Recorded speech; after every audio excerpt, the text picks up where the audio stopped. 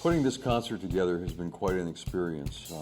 It's really been an eclectic kind of a symbiosis of personalities and logistics, and when you combine everything together with all the artists and the stage hands, the crew, the grips, the cameramen, the rehearsals, and some of the chaos involved, it's an amazing gathering of humanity is what it is, with art as its final outcome. Take the music down, front of house. Ready. We're not nervous. Percussion, go. Percussion's going, coming in. See ya.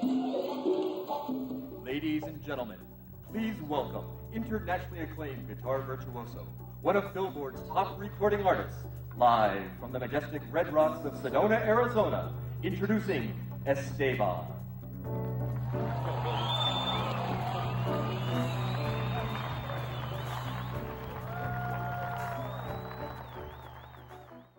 The idea of a Sedona concert came to me about a year ago. Sedona is a very special place for me, and I've always felt a sense of peace and serenity with these Red Rocks. I couldn't think of a better time and a better place and a more fitting environment to play music. It's very, very inspirational. I started talking about this, must be at least a year ago, and we actually came to the venue and we dreamt about what it could be like, and to see it finally happening is really, really cool. Well, I think the venue's beautiful. I think it's a great venue for us to play in. I like the area. And it's a nice big stage, and it's beautiful. Our band is a group of very special people.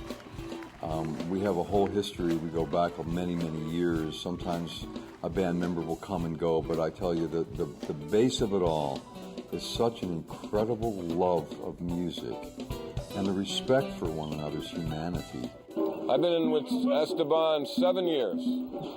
I got a keyboard player of mine that worked with him previously. Asked me if I'd play on an Esteban record, so I got hired to do a session on the CD Passion. And after I played on that CD, he asked me if I wanted a job to play in the band, because he was forming the band, and I said sure. I got a call to join a band about 2 years ago. It's on my way to a gig, actually, and Esteban called and said, "Hey, bro, let's do this thing," you know how it is. And gave me about 4 days. They FedExed me out a stack of CDs like this. Said, "Here are the tunes to learn," and 3 days later, we're in Florida. 4 days later, it was on TV doing some stuff. We just flow like the water flows in a river. And I think that's kind of what makes this music extra special. When we start to improvise, in other words, the band just knows what's going to happen. They kind of feel what to do, and it magically just occurs.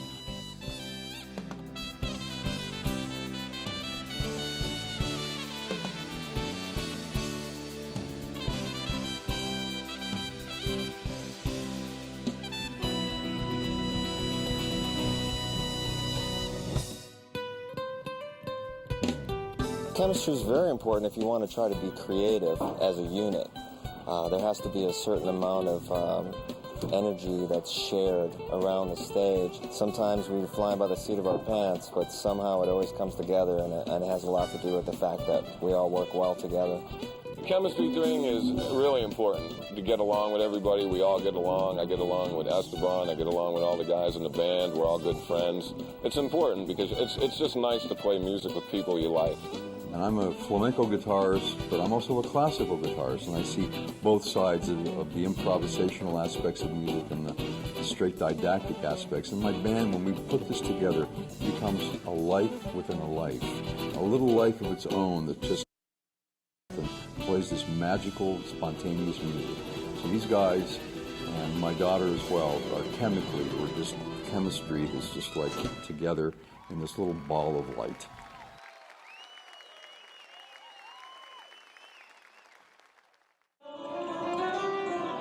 That. I play it first, then you play that. After you're done playing that, a couple.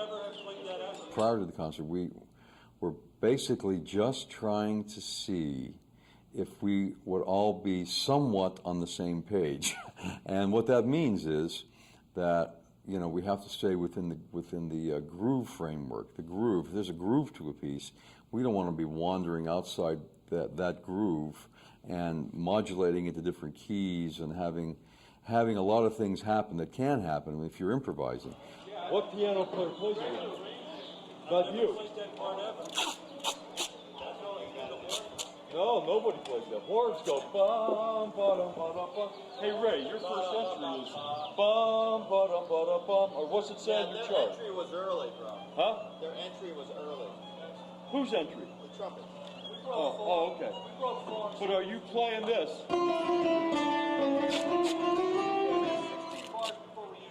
Okay, I'll tell you what I'll do. I'll do it. Want me to do it longer? You come in. What's on the chart? Let's do it like you do it in concert. So I just do it twice as long, right? From that spot. From that spot, twice as long. 1, 2, 3, 4. 2, 3, go. So we just want to kind of be on the same page, and how that works is very simple. We have to be together, we look at one another, and I actually give cues to all my band members when it's their turn to play. Everybody else has all those cues memorized, but I do it spontaneously. I look at somebody and I'll just point to them, and they have to come to bat. And I'll point to someone else, and you'll see me doing that a lot.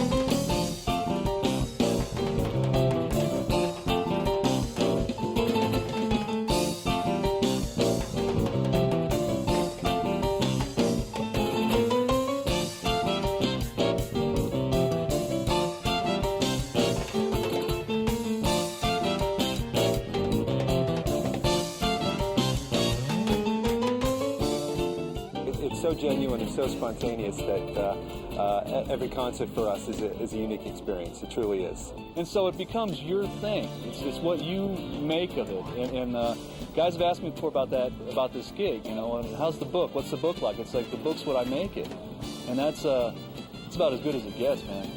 I do it according to the heart. I do it according to how it feels, and it's very difficult to play music with me. It's stuff that people usually don't do. But it's what makes life interesting for me and keeps the music so fresh, because we don't repeat anything ever. It's never the same twice. If we play a piece 1 minute and then we play it half an hour later, totally different.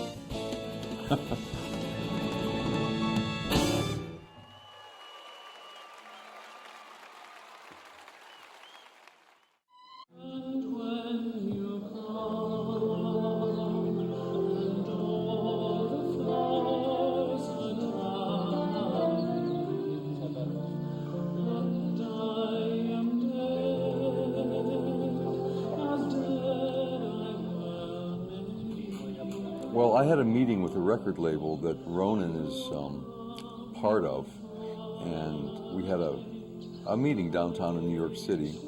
They were interested in doing some work with me, and they happened to mention they had a great artist that is that I might relate to. And the guy who looks after me in the marketing side said to me, he says, "There's a guy who plays guitar like you could never believe," and he said, "I think you and he have a lot in common." So he said, and he reckoned the karma would work real well between us.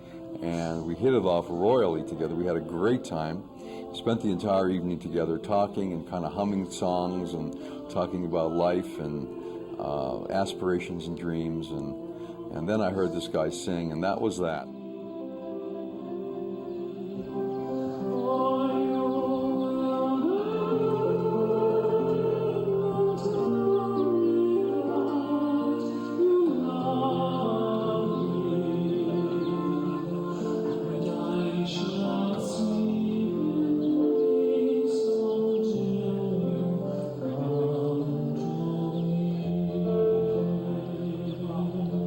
We got on like a house on fire.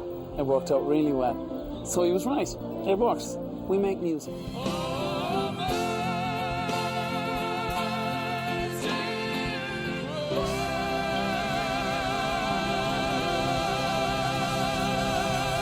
When you come here and you hear the kind of music played with the kind of passion that it's played with and how it's all put together. You can't but just feel what they're doing.